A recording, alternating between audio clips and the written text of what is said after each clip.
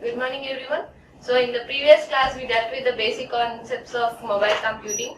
And after that we dealt with the in-depth concepts of mobile computing like localization and calling, handovers and handovers, right? So in today's class we'll deal with the security of GSM.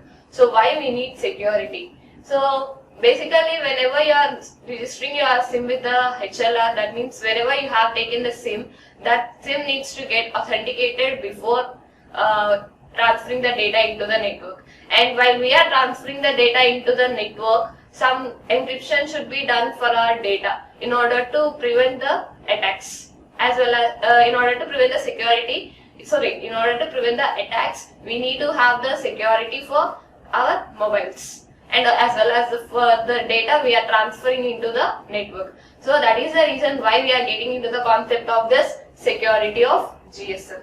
So the three basic parameters that are considered for security of GSM is access control and authentication, confidentiality and anonymity, right? So access control and authentication. So what does it need? Access control and authentication means, what does authentication mean? So you need to know whether you are a authorized user or not. That means you are a valid user or not. So basically in order to find out that, we will be going for access control and authentication, right? And next thing is confidentiality, securing our data with respect to privacy. That is called confidentiality, right? And next one is anonymity. Anonymity means unknowing, right? Anonymity means unknowing. So what is the concept of this anonymity here is, whenever you are transferring from home location to visitor location, what happens is your details will be transferred from HLR to VLR.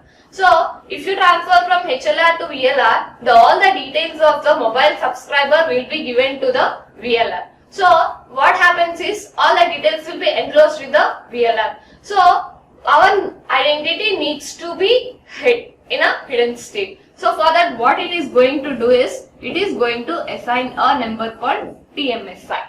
Rather than using our original mobile number for authentication as well as for authorization, it is going, the VLR, if it is going to get the details from the HLR, VLR is going to get a number called TMSI, that is temporary mobile subscriber identity. So based on this, it is going to find out whether the particular, so based on this, it is going to have the concept of this anonymity, right? So in this, mainly three algorithms are used. One is A3, A5 and A8. So here in this session we are going to see the three algorithms are being implemented. That means rather than getting into in-depth of these algorithms, we are just going to see the architecture, how it's being implemented, right? So the basic entities that are used in security of GSM is AUC, MSC, HLR and VLR, right? These are the four entities that are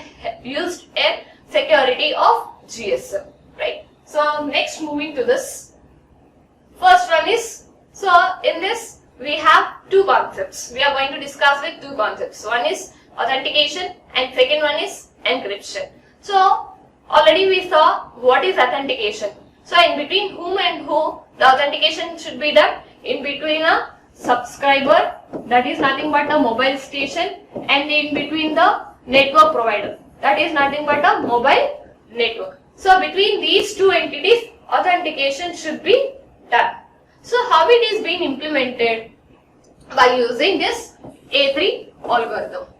So we are not seeing how the A3 algorithm is implemented, and this is not disclosed in the internet in the previous days, but nowadays this is disclosed in the internet. So we are not going into the depth, but here just we are saying what are the entities that are involved and how it is being calculated for authentication, right? So in order to generate the in order to do the process of authentication, what we are going to do is, the mobile network, for each and every SIM, it is going to have an individual key called KI, which is called as authentication key. Okay. So after that, what happens is, this particular key is provided with a mobile network as well as the SIM. So because this KI should not be transferred over the network. If this KI is known to all the other persons who are eavesdropping on the network, our SIM will get compromised in a very easy way. So in order to eradicate that, the network provider is going to store this KI, and at the same time this KI is burned on the SIM card. So what happens is, in order for authentication, the mobile network is going to generate a random number called RAND. Okay, so now what we are considering is, our mobile station has moved from HLR to VLR. So what does it needs to do? It needs to do the process of authentication. That means it needs to know whether that particular mobile is a authenticated mobile or not, or it can be a authorized or not. So what happens is, it requests details from HLR. What are the details it requests? One is AI, and next one is random number, and next one is SRES. So what happens is, so after getting all these details from HLR to VLR, it is going to give the details to the mobile station. So the random number that is generated at the mobile network is sent over the network to the SIM card, which is of, all these are of 128 bits, right? So after performing the A3 algorithm on both the sides, we are going to get a response of 32 bits, which is called as SRES. This is called as a signed response. Whatever the signed response is being generated, that is sent from SIM to the mobile network. So what happens? The SRES generated at the mobile network and the SRES generated at the SIM will be equalized.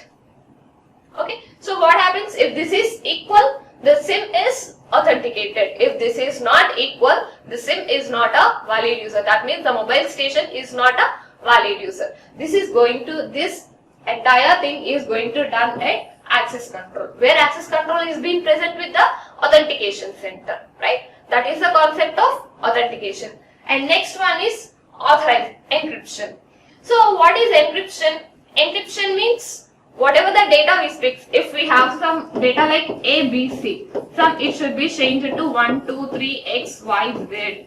If this is changed from one form to another form of data by using some techniques, it is called as a encryption. So what's happening in the encryption? So where the encryption is being performed, rather than performing the encryption on entire processing of transfer data, we are going to perform the encryption only in between MS and BTS. Okay, only in between MS and BTS encryption is being performed, right? So see here, that is why we have taken BTS and MS with SIM. Automatically each mobile network as well as the MS will have a key called KI. The only difference between with the authentication and encryption is that there they have used A3 and here we are using A8 algorithm for generating what? Not for encryption, for generating a key called cipher key, which is of 64 bits. By using this key, we will be encrypting the data. Right? So see here, so whenever the random number is generated, this particular thing is transferred to the mobile network. So what does this mobile network do? So this 128 bit is performed on the A8 algorithm and it is going to give a output with KC, nothing but a cipher key, which is of 64 bit. So by using this cipher key, it is going to use A5 algorithm and with another parameter of data. So what happens now? By using the concept of ciphering means the process of transforming the data from one form to another form, which is called as a encryption. Now encryption is going to take place and the encrypted data is transferred in between MS and BTS. So this particular thing is done only between MS and BTS. So this is a concept of encryption, right? So next we'll deal with the next topic, that is